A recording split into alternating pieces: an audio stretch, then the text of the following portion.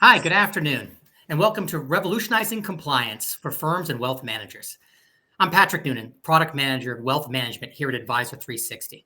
And joining me today is Steven Niedzwiadek, our Compliance Product Manager. Welcome, Steve. Thanks for joining. Thank you, Patrick. Pleasure to be here today. Great. I love talking about compliance, but today, actually, we're going to drill into one specific area of compliance, which is political contributions. And as I'm sure you're well aware, we are knee-deep in the election season right now. And we're inundated with political ads and political statements on TV. And it's shocking to think that we actually have over 240 days until our general election. So politics is all over the place right now. But if we talk about specifically about financial advisors and broker dealers, talk about politics and political contributions and the things that they should be concerned about in the regulations.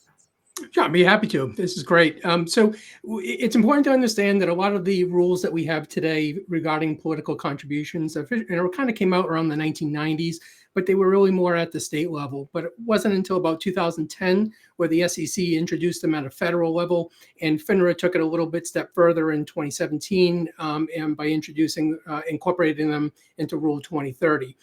So really at the heart of what these rules are meant to do is to prevent companies or individuals from engaging in pay-to-play practices, which really means trying to curry favor with politicians in hopes that it will gain them some type of competitive advantage in receiving government contracts down the road. And the violations for violating those rules can have extensive consequences, not just for the advisor, but also for the financial institution they work for. Oh, well, we know that no financial institution is looking for any type of fine, not only the monetary loss there, but also the press that comes along with that. What type of penalties are we looking at for breaking these rules? So in addition to the fines and penalties, which can be, are not insignificant, they can also put the advisor as well as the financial institution in somewhat of like a 2-year timeout, which basically means that they're disqualified from participating in any governmental contract for a period of 2 years. So as you can imagine, an innocent mistake by a political junkie could really have real world consequences and tangible financial losses to not just themselves, but also for the financial institution. Oh, certainly, right. And we certainly would not hamper future potential business because of a small mistake that an advisor made at the firm. Would be terribly unfortunate, right? Indeed it We will. wouldn't want that. So it sounds like compliance, like the rest of us, maybe doesn't love these extended political seasons. And of course, ours is getting drawn out longer and longer. And the number of people that participate seem to get higher and higher every year. I was looking at a stat the other day. It said over 1 million individual small donors have given to the Biden campaign. If we looked at that, plus Trump supporters, plus state and local elections, millions of people are actually giving money to these political campaigns.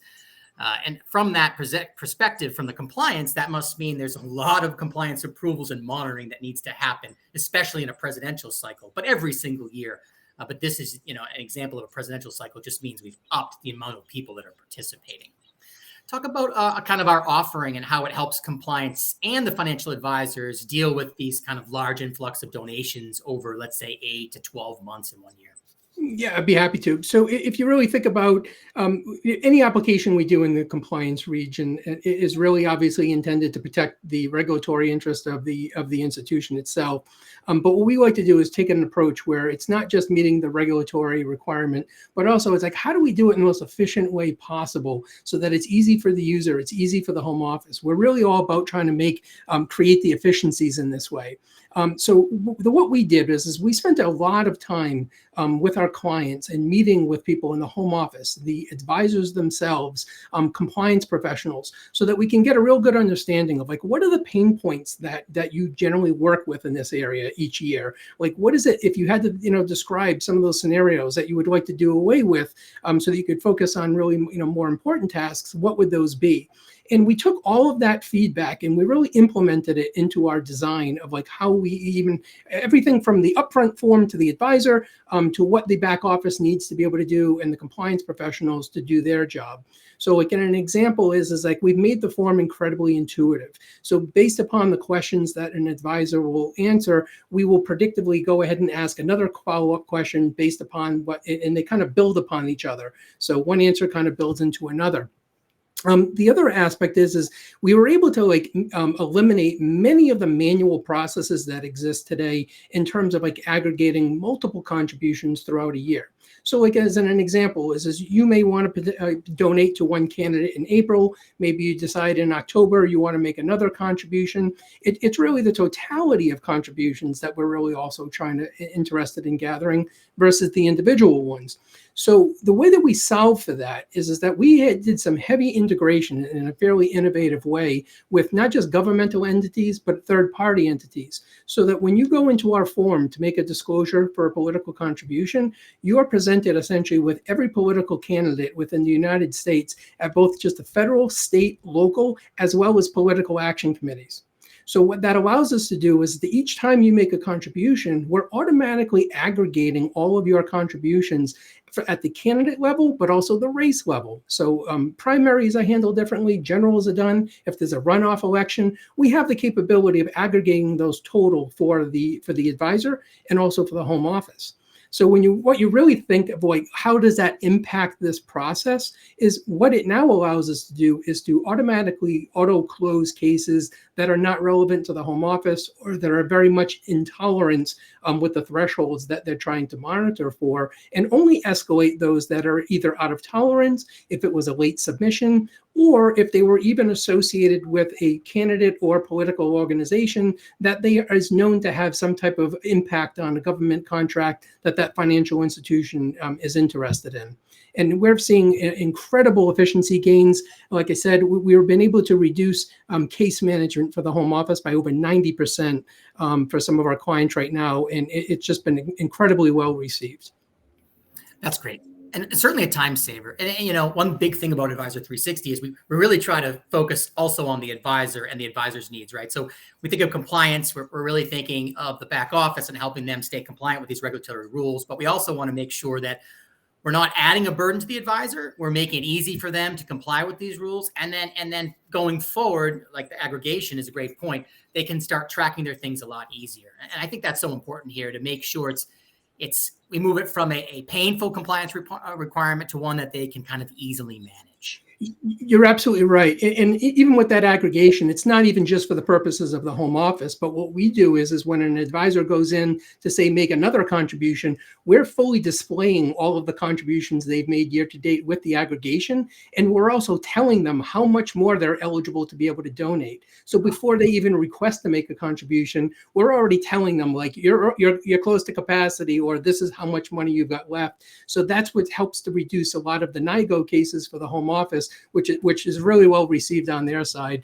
And of course, all of this comes with full transparency in home office reporting, so they can really, it makes regulatory reporting so much easier for them because they can slice and dice it in any way they want. It really makes it a breeze. Oh, that's great. And we need it, right? We need to make sure that we know how active advisors get in the political space. And so it's so important that they stay compliant with those rules.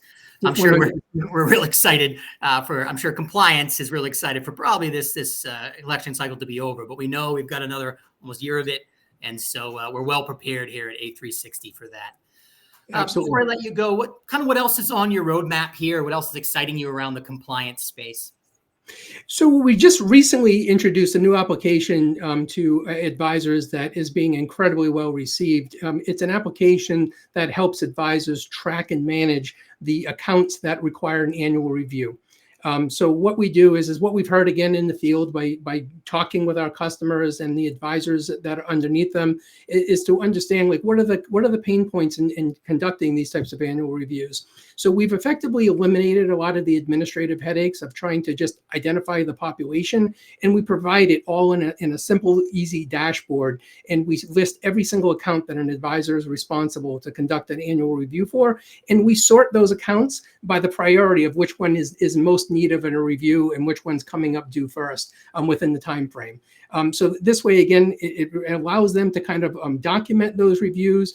They're able to upload attachments, make all of their different notes. Any documents that were reviewed with a customer are easily uploadable to this form, so they can review years afterwards to try to discuss. Imagine even you're preparing for a review for a client right now. You could simply just look at what the last meeting you had, summarize all the notes, just a lot of different time savings that we're seeing.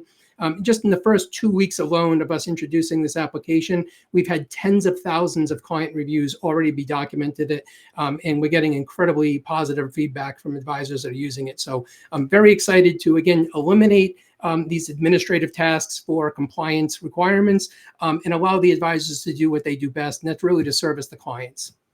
Oh, yeah, absolutely. I mean, annual reviews are so important. Obviously, the back office, if you're charging people fees or charging for financial planning, they want to make sure you're meeting with your clients. And we know from the advisors we work with that you're constantly contacting your clients, but you have to have kind of this official meeting where you've given some different presentations and you've collected some of your recommendations and you've stored it. So having a good tracking history of that is also a really great way for us to show advisors the value that they're bringing to the relationship and help them show to the investors that they're working with, how they're looking at their whole plan and how they continuously revisit their needs and objectives. Couldn't agree more. Spot on. Well, great. Thanks for joining me today. And thanks everyone else for joining in and listening to how we're working compliance here at Advisor 360. If you'd like to learn more about Advisor 360 and the other things that we're doing outside of compliance, we'd love you to visit our website at www.advisor360.com. Thanks for joining. Thank you.